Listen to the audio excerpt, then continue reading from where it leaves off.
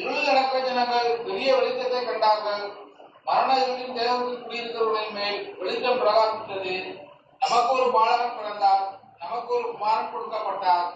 கர்த்தத்துவம் அவர் தோளின் மேல் இருக்கும். அவர் நாமம் அதிசயமானவர், ஆலோசனை கர்த்தா, வல்லமையுள்ள தேவன், நித்திய பிதா, சமாதான பிரபு எனப்படும்.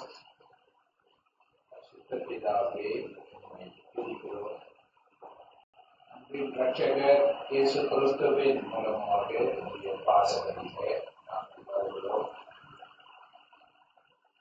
இந்திய வேலையிலே அன்பின் குடும்பத்தின் மக்களை நாம் சந்திக்கிறோம். கிறிஸ்துமஸ் வாழ்த்துதலை பகிர்ந்து கொள்ளவும்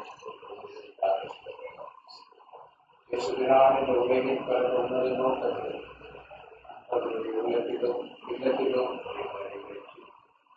ஆண்டு நீர் செய்த அந்த நன்மைகளை போல புதிய ஆளுகள் புதிய ஆசீர்வாதங்களை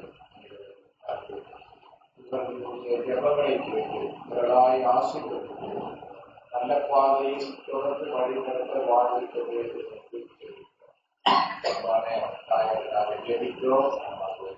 சத்துவம் நலன் கிருபைகளெல்லாம் தந்து நடக்கும் ஆசீர்வதிக்கும் நாமத்தில் தாழ்மையோடு ஜெபிக்கிறோம்.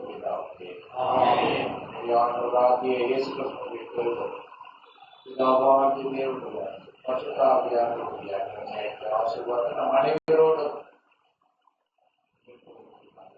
அருமை தாயாரோடு எப்பொழுதும் இருப்பதாக. மாந்தரின் பாவங்களை